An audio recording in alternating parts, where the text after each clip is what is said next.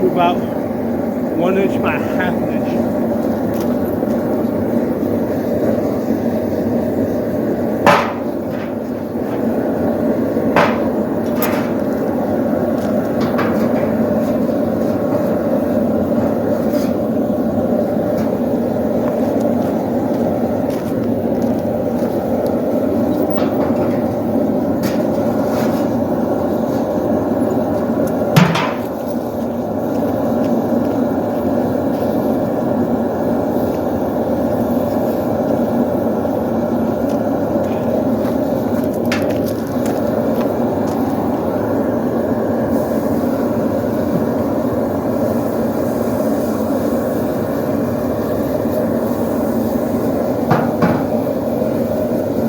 Basically just cooling this part over here so I can hold it.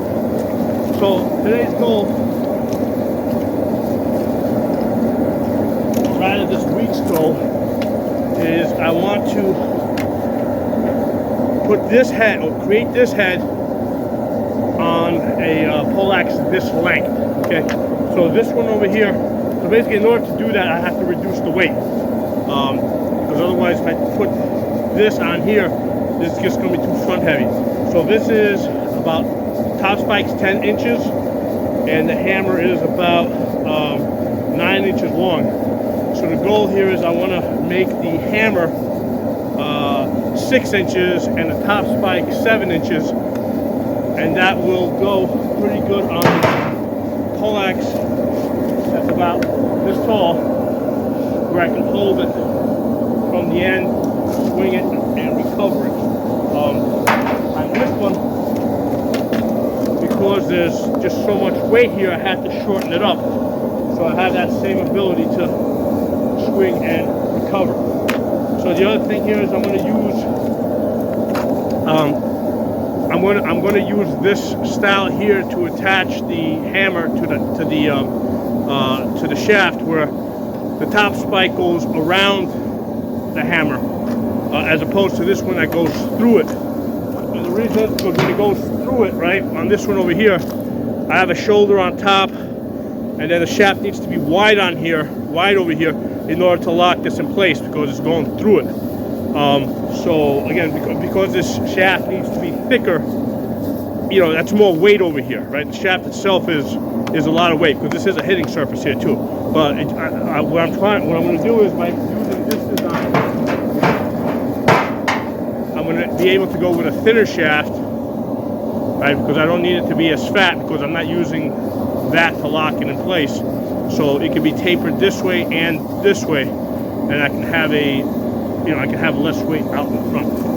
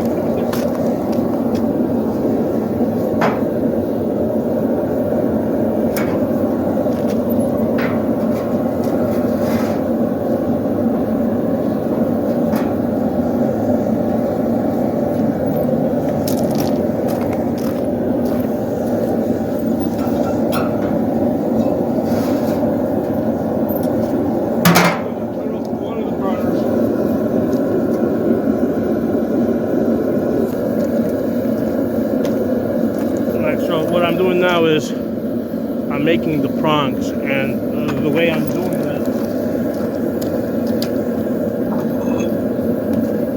I'm using this splitting axe over here. I'm basically placing that there, and then it's hammering on the back side of this. So like that, and then like that, and little by little that starts opening up. That's how I make the prongs.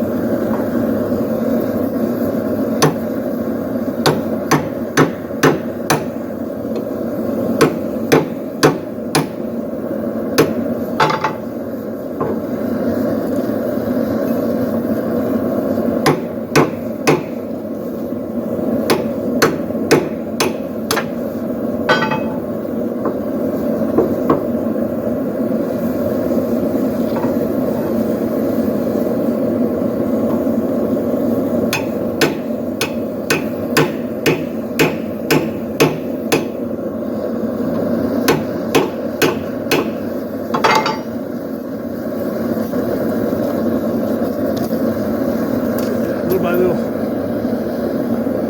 starting to separate.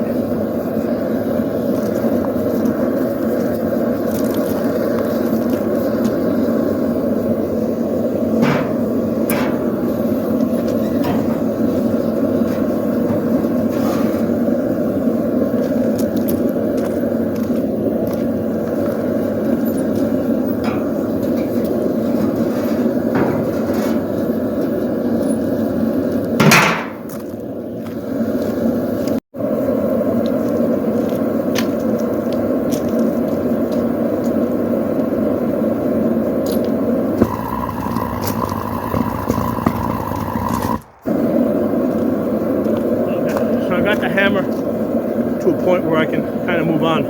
I'll come back to it later on, but that's a pretty decent split. So what I'm going to do now, basically, I'm creating the back spike. So I'm going to start thinning out in this area over here. And the way it's going to work is like this area here is going to thin out to make the back spike. It's going to be about 6 inches long, so it's going to get thin pretty quickly here. And then from here, it's going to start opening, because then this is going to become my top spike over here. So then I'm going to start working on this side over here to make the top spike, and then the legs of the top spike are going to be someplace down here.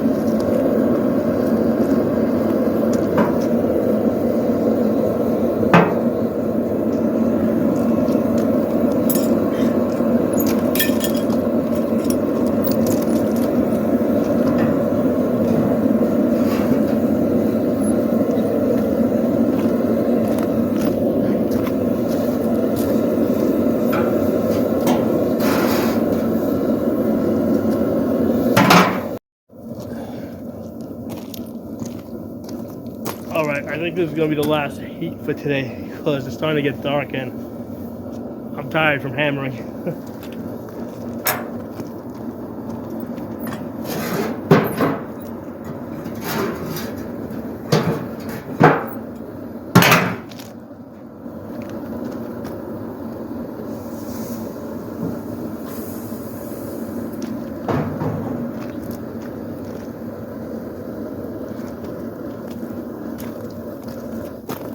There's my back spike, there's my hammer.